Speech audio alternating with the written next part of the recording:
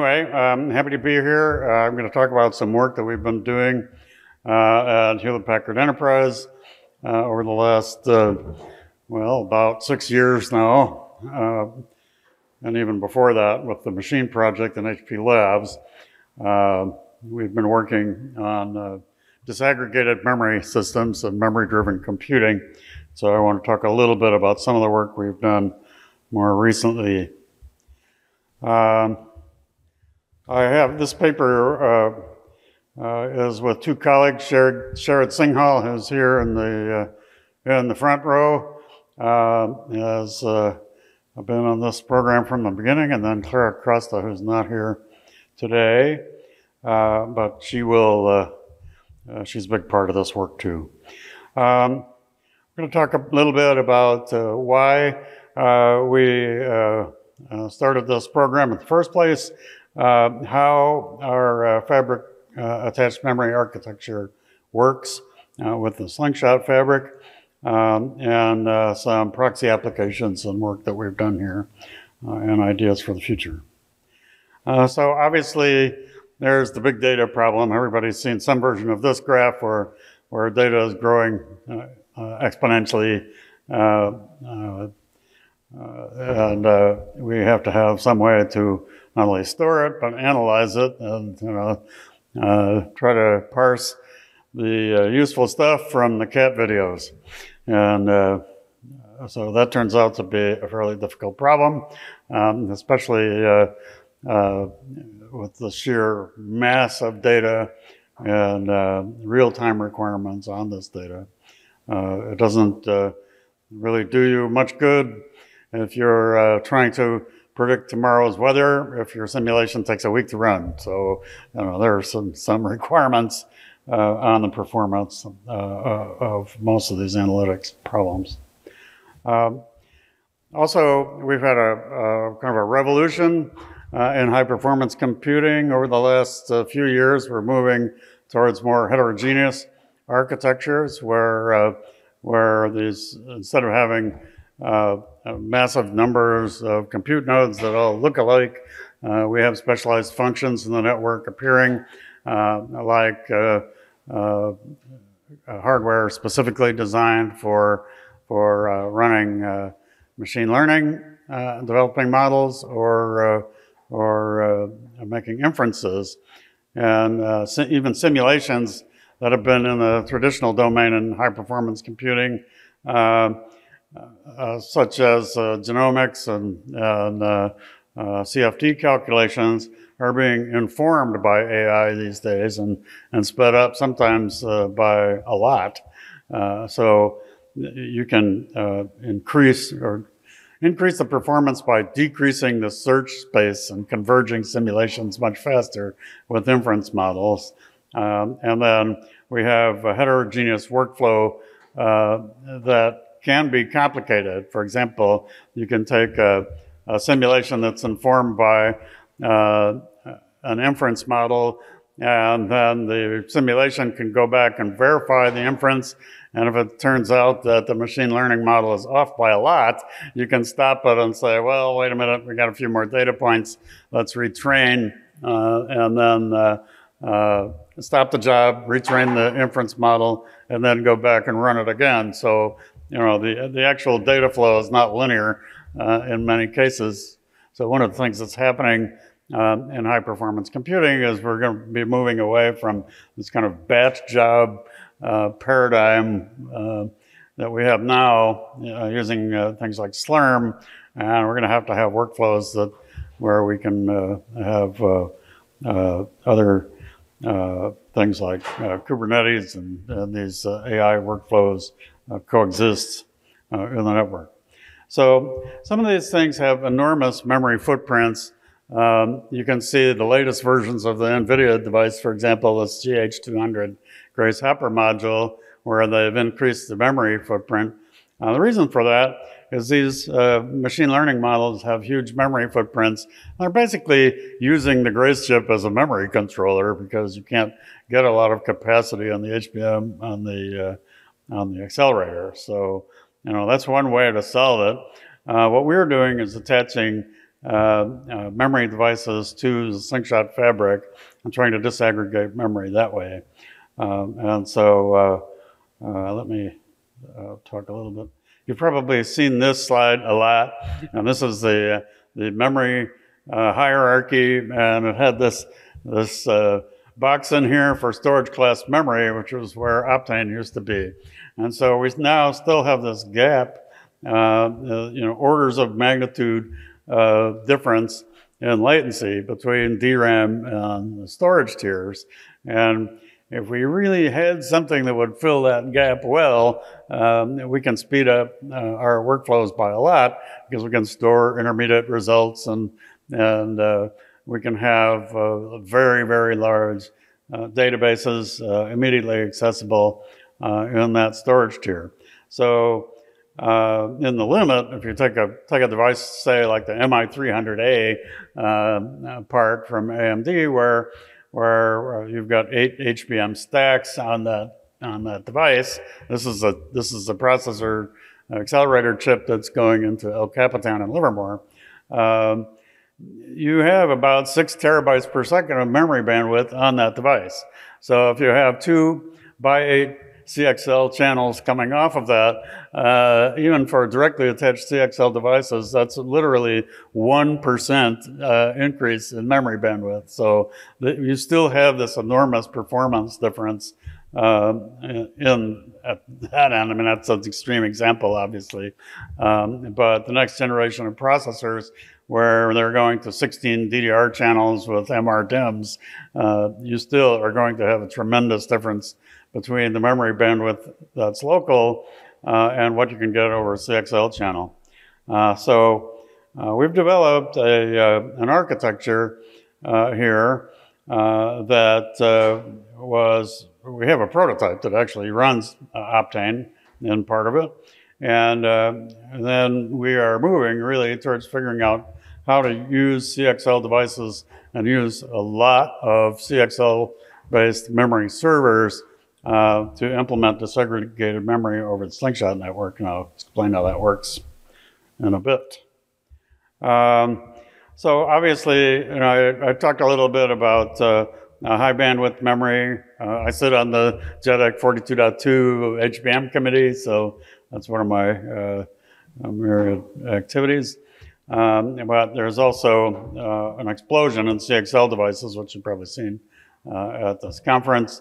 There's this big conversation now about CXL SSDs, and there's talk about whether that makes performance sense over NVMe drives.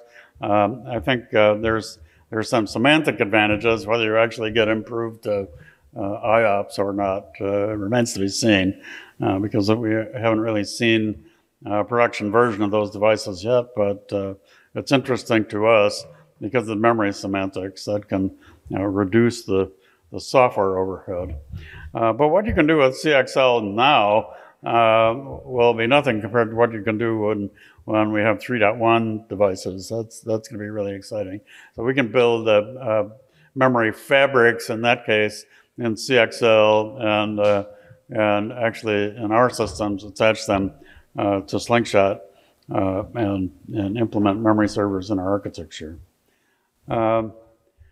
This is an example here of bandwidth expansion, and what I'm showing here is Granite Rapids, Intel Granite Rapids, which has 12 DDR channels in the AP configuration.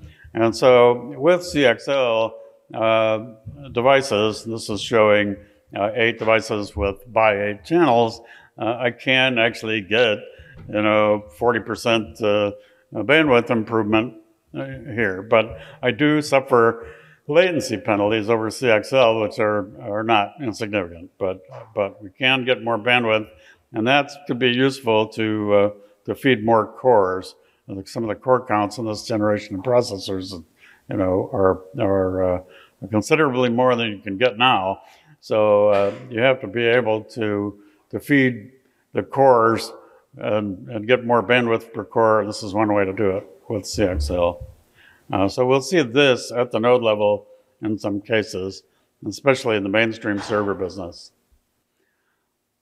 I'm going to talk about the left side here. I'm not particularly fond of this picture, but we have a better one next. But the reason that we're pursuing scalable fabric-attached memory, there are a number of them. Obviously, I can increase the system memory capacity if I can do that well, and I can store databases that are larger than the aggregate amount of DRAM in all my compute servers. I can also independently scale compute and memory, and I can disaggregate the failure domains. So if I have memory, if I have a redundant memory system that's fabric attached, I can pull tricks like RAID 5 or striping and so forth, where if I lose a module, I don't lose any data. And also, if I lose compute nodes, I don't necessarily lose any data either, assuming I have the right assurances for resilience and logging and so forth. It's a pretty standard storage problem. But if you have that, then you can do something like the ModC system that we built at HPE, where we have a runtime that's fault tolerant, and you can have seamless failover, and you don't have to do checkpointing the way that you have to do it now in these high-end systems. Let's see. Some of the challenges here, obviously, this NUMA-like cache consistency does not scale to tens or hundreds of thousands of nodes or cores that we have, even millions of cores in some of the systems that we're building in the leadership class HPC systems. So you have to manage that in software, and you have to have a mechanism for knowing which nodes are sharing data and who has what access rights, access and so forth. And of course, in Slingshot, we don't have memory semantics the way that we had in the old Gen Z interconnect. So what we do now is use RDMA, and it actually turns out it doesn't hurt you that much. What we've had, back when we had Gen Z before the Cray acquisition, we did a lot of work in this area, and we really determined that our DMA engine gave us much better performance on these parallel applications than we really got doing individual load stores over the network. So while it was a nice idea, there's a lot of overhead associated to get a 64-byte cache line from point A to point B in a network, and you're much better off doing that with a DMA transaction in general. So it really turns out that the movement to Slingshot interconnect did not hurt us much compared to the Gen Z network. So, that was a happy result for us. So we've developed this architecture at HPE called Golden Ticket, and it's kind of a fanciful name, but it's based on, we have a government sponsor for the program, and they had all these names that were kind of based around Willy Wonka. So this is the Golden Ticket of Willy Wonka, and the other parts of the program were like, View Paradise and Magic Lands and all this, But anyway, so that hence the name. We've also had other names for this program because we kept changing it. And when we did the Cray acquisition, they also had a program that was similar to ours, so we merged them and changed the name again to Golden Ticket, and so we all had, instead of your project and our project, we've got the combined program now, and so we have been one team really for quite a few years, maybe 3 or 4 years now since the acquisition. So things are working pretty smoothly at HPE, and you probably read about Frontier and El Capitan and some of the things that we're doing. So I think it's been very successful for us. But the golden ticket architecture implements fabric attached memory with memory nodes connected to Slingshot. And these memory nodes run a software stack to enable a system that we call OpenFAM. And this is available on GitHub. And so, openfam.com/ or github.com/openfam. If you go there, you'll find our reference port that's publicly available. And that we also have a version that we're tweaking that's optimized for Slingshot to use the special capabilities of the Cassini NIC and Rosetta switches. And so that at the moment is not public. But I anticipate that it will be at some point in time. So we have built a prototype, which is in Houston, and this machine has 32 AMD Milan compute nodes that are dual socket, 128 cores each, and then we've got 20 memory nodes connected to the fabric, and half of them are AMD nodes that are just packed full of DRAM and SSDs, and the other half is a stack of Ice Lake dual socket servers, and each one of those has 8 terabytes of Optane DIMMs. So we've got more than 80 terabytes of DRAM in the system, and we've got about 80 terabytes of Optane in this machine. And it's been running now for about 18 months, and it serves our group of about 30 engineers. So it's, it's pretty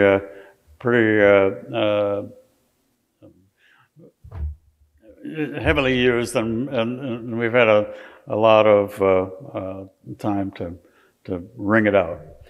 So I want to talk a little bit about the software. That's the important thing. We have the OpenFAM API, which was kind of based, it looks something like SHMEM.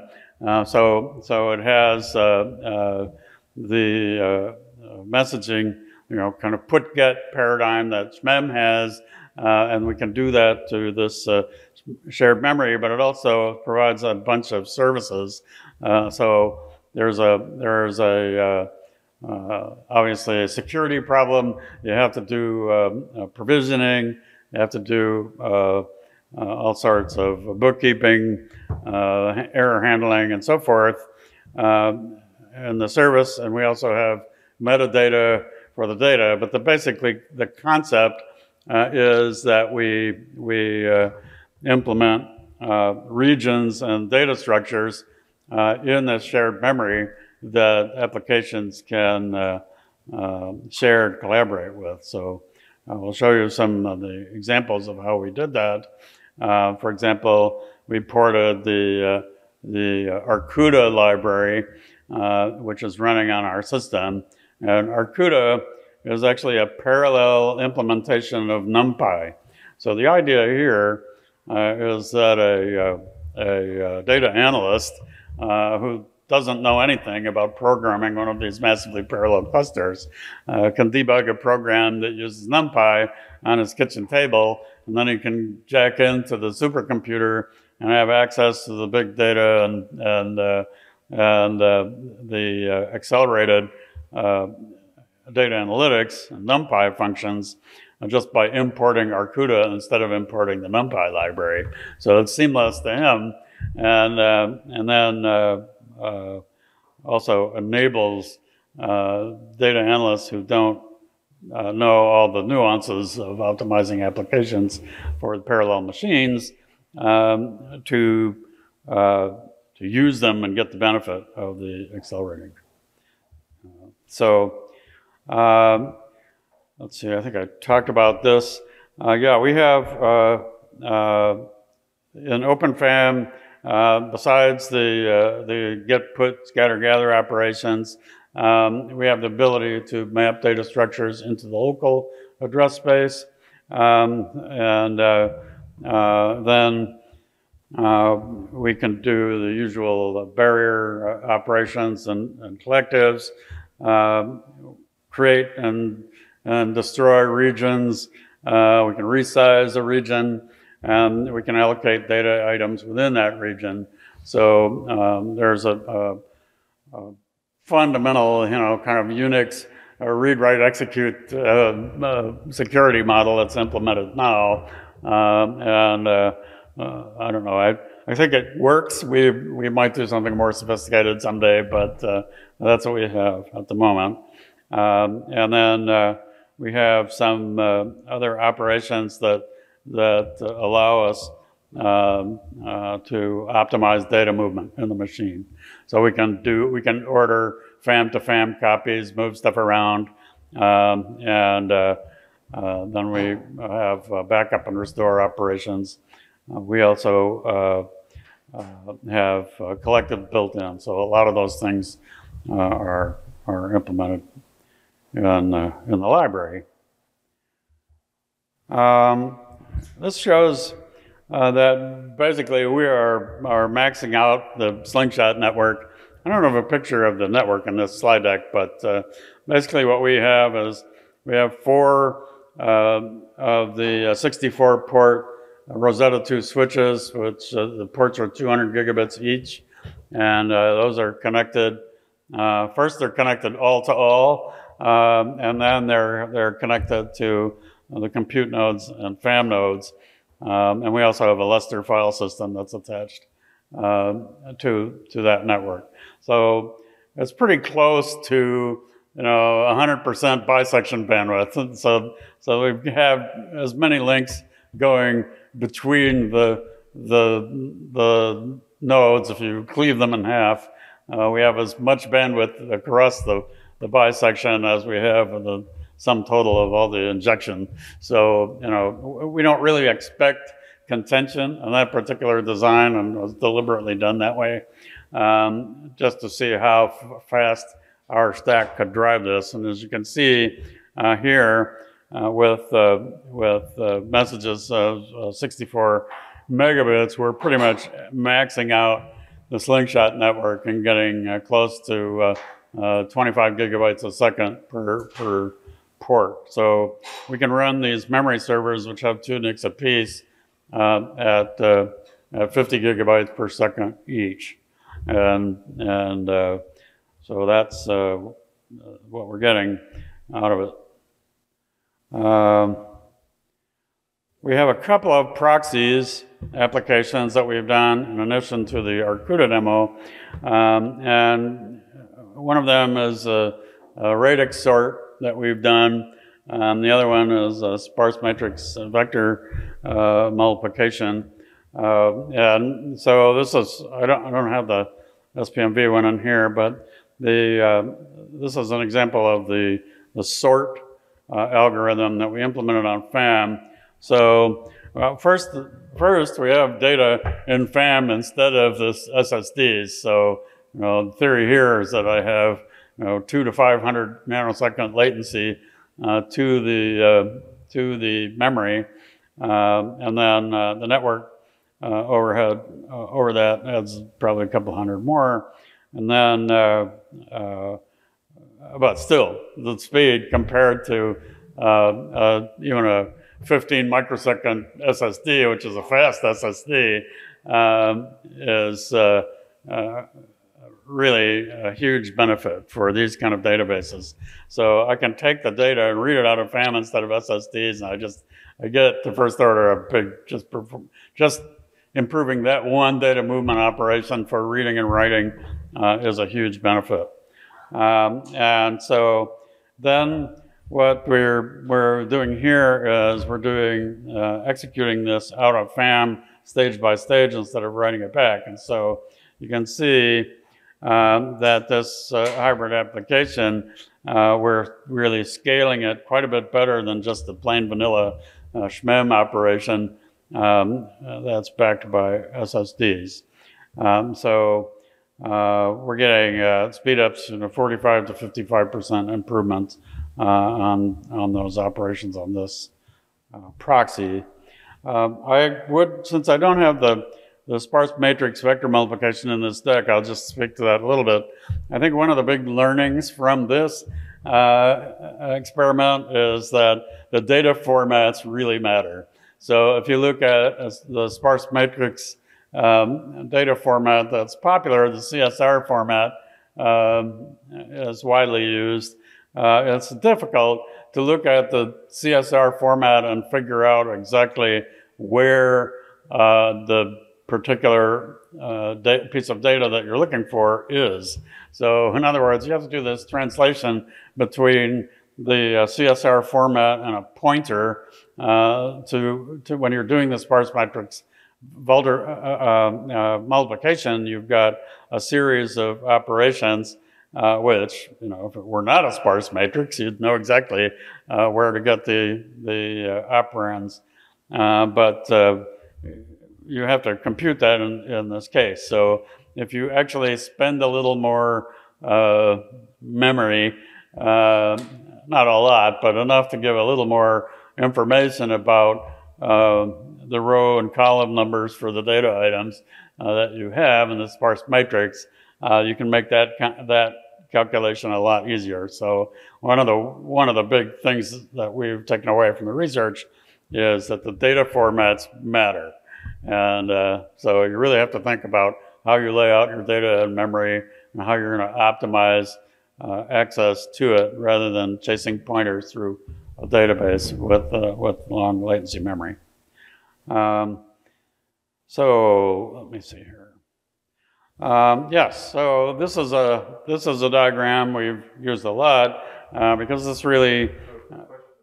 Yes, sir. Are the data structures on the fabric attached memory, are they mainly read-only? Are they mainly read-only? Are the structures in fabric attached memory mainly read-only?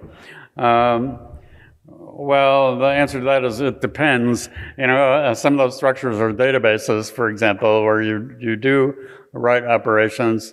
If you're doing a sparse matrix vector multiplication, you don't want to write over that matrix immediately, but you've got intermediate results. So you have to compute what changes were made, and then you have a result matrix. And so typically that's not the same matrix.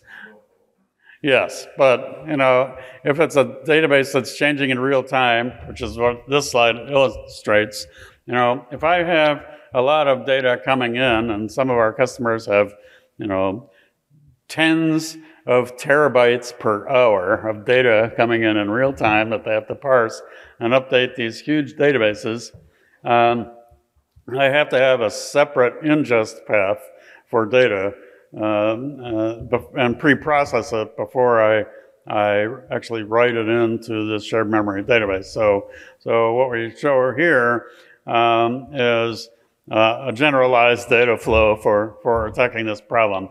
So we have a set of ingest threads running on typically something like I/O servers that are parsing incoming data, sorting wheat from chaff, and writing the relevant results into the database.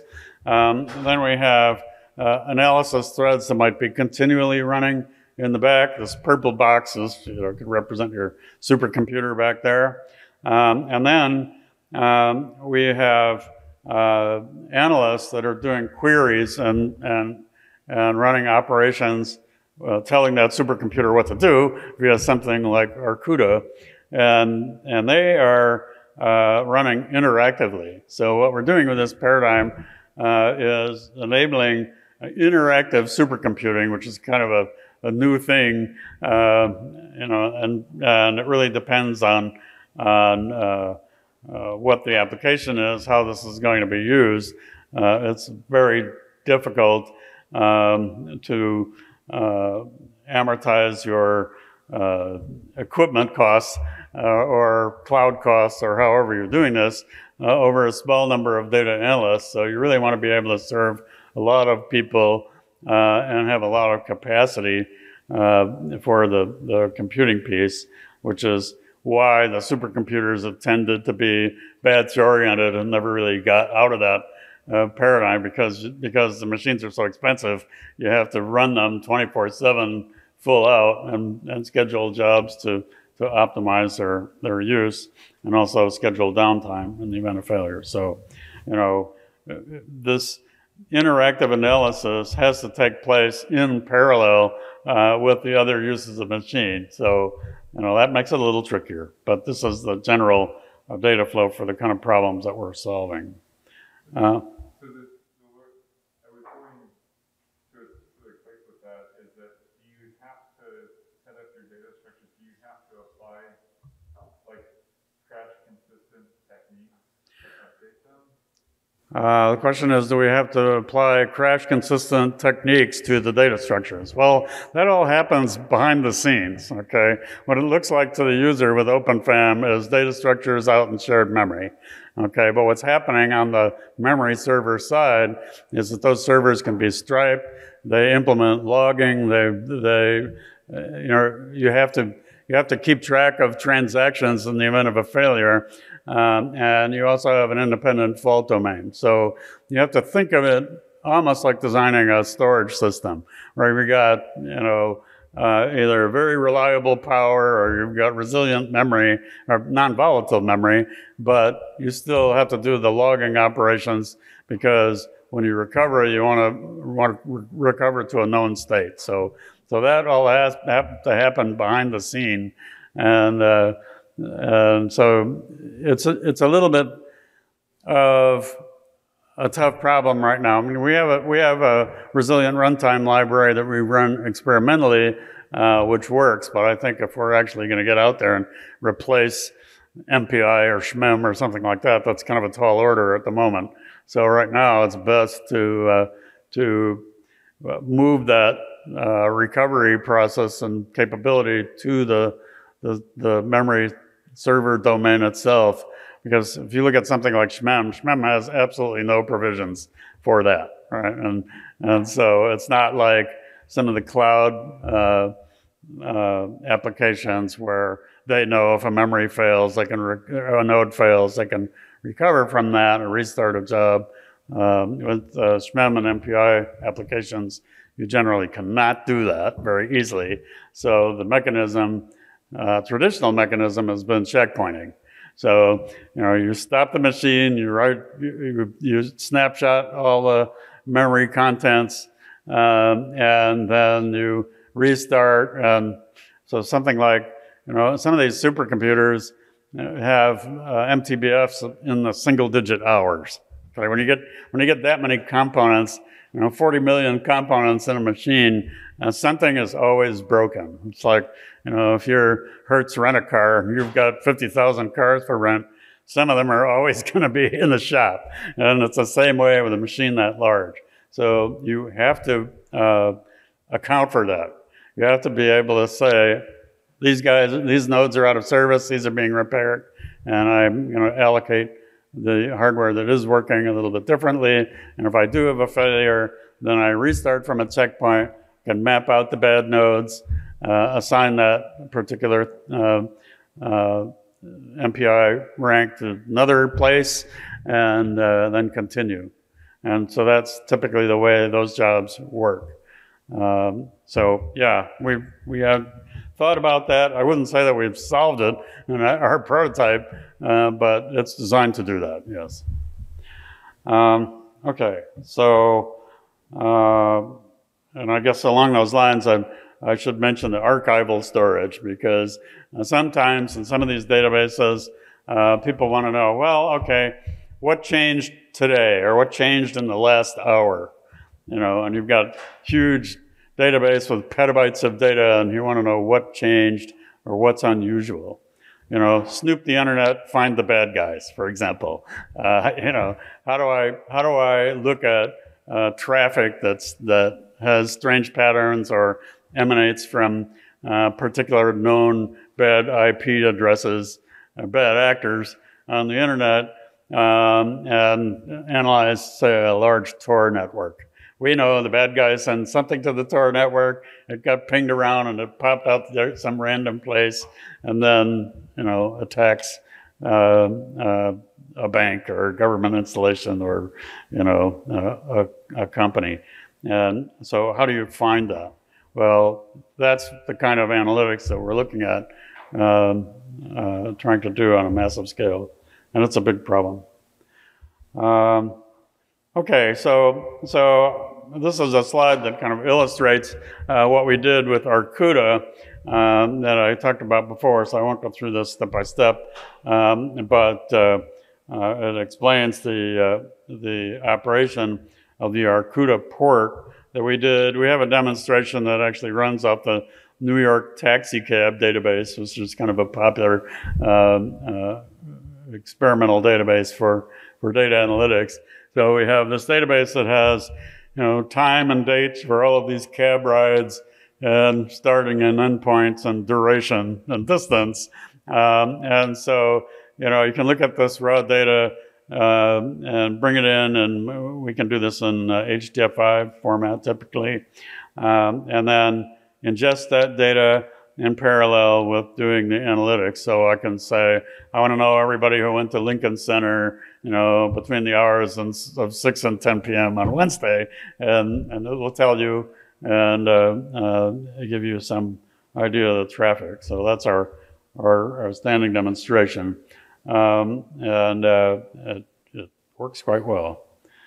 We're also looking at extending that paradigm to other Python libraries in the future, because we really think that this is a good idea for making supercomputing available and easy to use using the Python interface, as opposed to getting down and dirty with programming an MPI or SHMEM. Obviously, some people are willing to do that, and if you're in the oil and gas business, you might spend a lot of money on your particular codes to look at database from your seismic sensors and so forth, and it's worth the investment to do that. But for casual data analytics, that turns to be a problem that doesn't scale, because there just simply aren't enough people who know how to program these machines. And so enabling data analysts who just know Python and these libraries is actually a great idea. So I think here's some examples of how the performance of Arkouda scales versus the number of batches, and it's fairly linear in this system, and I think a lot of that has to do with the way that the network of our prototype was built, because we designed it to have this massive bisection bandwidth, and so that we could clamp it down and do experiments on that basis also. So where are we going in the future? Well, we don't have Optane anymore, so we've got to figure out what we're going to do to fill in this storage class memory tier. So we have a project. Obviously, everybody's looking at CXL devices now, and we're no exception. We are looking at substituting CXL memory for Optane. And it's kind of sad, because the Donahue Pass, that was the version of Optane planned for Granite Rapids, was supposed to be a CXL module. And, we might take a moment of silence to lament the loss of that project, but nevertheless, the problem remains. So if you look at memory technologies, there are technologies that work for storage class memory. And some of them are the like ferroelectric memories, or the carbon nanotube type memories. I've seen these things; they actually do work. The problem that we have is that the memory industry, the DRAM and flash industry, is dominated by a few extremely large players. And so, if you got 3 guys in Silicon Valley that cook up some nutty idea, they can't exactly go to Samsung and say, well, we'd like to run some experimental memory chips through your fab, and you know, the first thing they say is, first of all, we're not going to stop the fab for this because we're already running wafers for production. And secondly, you're not pouring that black goop in our machines, right? You know, you can't. It's hard to get cooperation between these big vendors and the startups. So one of the things that we have done as far as the government lobbying goes is we've talked to the Department of Energy and the Department of Commerce about the CHIPS Act and said to them, well, you know, we don't want this just to be a welfare program for these giant companies. We really want the government to understand that a lot of entrepreneurs need access to these state-of-the-art fabs, and they need to be enabled because now the mask costs are so expensive and the equipment is so expensive that, you know, you can't start a chip company in a garage anymore, at least if you actually want to make the chips, because you have to have access to the back-end processes too. So, you know, that's a work in progress, and that's something that we're hoping to do. I think where we're going with our fabric-attached memory work is we think that OpenFAM is pretty well poised to take on the CXL use cases because it already provides a lot of the things that you need in a user-level API. And I don't think that, you know, what we have now is basically mmap, right? You can mmap in a CXL device and processes could maybe coordinate swapping back and forth LUNs in CXL 2.0 and all that, but that's going to be pretty crude. So you look at what's happening in CXL 3.1, we're going to have fabrics that allow multi-level switching, so you can build very large memory subsystems out of CXL 3.1, and you're going to need the CXL fabric management pieces and firmware and drivers and all this stuff, and that's where the consortium tends to concentrate right now.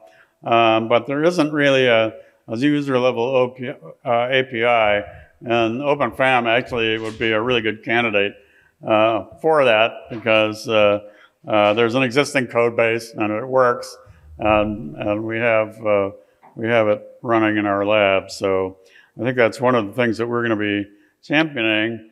The other thing is this idea of functions as a service, like the Arkouda model, where we can run this on systems that have a large memory and can support these big in-memory databases. That's a unique capability that we feel that we can offer. So I guess open it to questions. Yes, sir. Can you talk a little about the failure model of the Slingshot with OpenFAM combination? Like, what happens if a memory node goes down, or like, what happens to the data in the memory node? Do you do replication, or in case of compute node, like, if you have some memory cached, and now, like, your compute node disappears or something? Yeah, we have two ways of handling that, and one is to have a backing store, right, that guarantees resilience. So we can write back to a storage tier, and right now the candidate for that is Deos, because we're looking at Deos as a store and using the fabric-attached memory as a first level tiering. So everybody's trying to design Optane out of Deos, you know, frantically, and this seems like a good way to slot in that first tier of storage. But that's one way to do it, is with backing store and then failover of memory nodes, and that we can do. The other thing that we can do is we can stripe the systems, and we have in the prototype, we have some hardware that we haven't actually turned on yet, but we have groups of 5, so we can set the servers up in a RAID 5 configuration and do out-of-band communication between those servers with basically a Dolphin PCI direct connections between, all-to-all connections between the 10 sockets in the 5 server group. So that allows us to implement RAID 5 without interfering with Slingshot traffic. And so that's another way to do it. But yes, the whole concept pretty much hinges on having resilience memory tier. You can't, if you can't really depend on those contents staying there, you're not gonna put a database in that situation. So yes, resilience is a big requirement and something that's built into it. Anyone else? Yes, sir.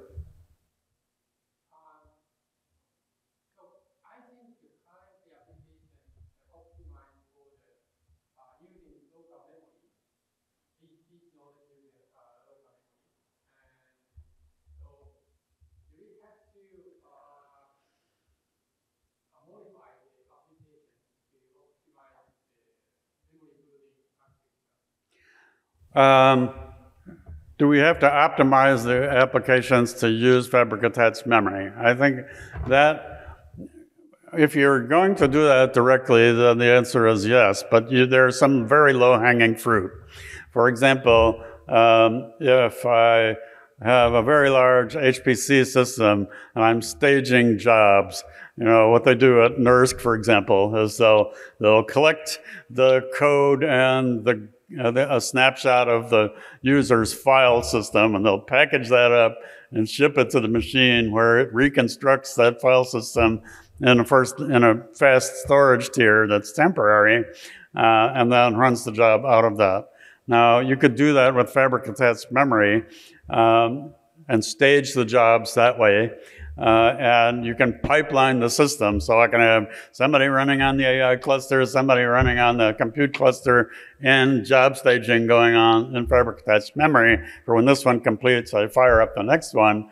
And the speed up, the throughput that you get out of the machine from not having to wait for a Lustre file system or something in the back could be quite significant.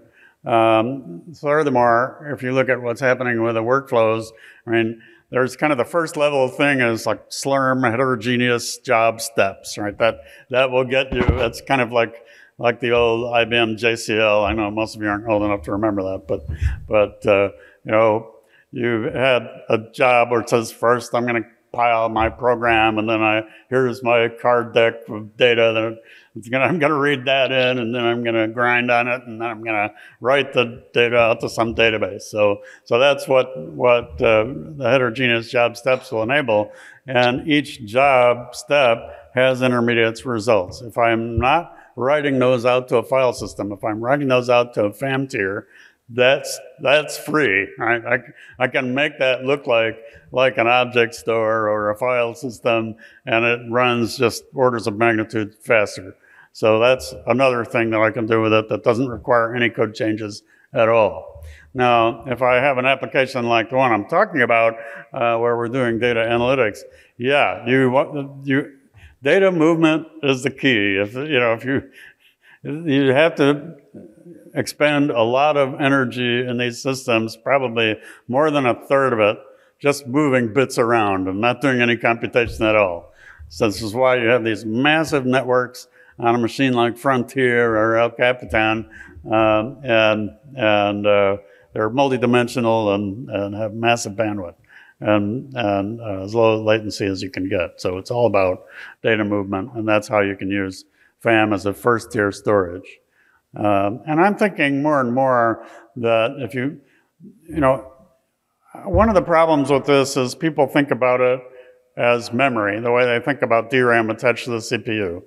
And so if you look at it that way, then it's not very good memory, right? Because I've multiplied the latency by a factor of 10, and now that I don't have Optane, I'm using DRAM out there, so the cost per bit is the same roughly. So something's got to give there, and I don't think one of these other memory technologies is going to be online for a few years now, because all the silicon guys have looked at the massive crater that Optane left, you know, something like $7 billion loss for Intel. And so they're not exactly eager to get into that business. So I think it's going to take some time for the demand to get there. Also, there's going to be revolutionary changes in what the processor memory speeds look like, because DDR is running out of gas. They've pulled just about every trick they can possibly pull with MR DIMMs and 16 channels per processor and all this stuff. And there's only so far that you can go before you have to change what that looks like. So this memory tier is going to change. I think I am running out of time, but thank you very much. And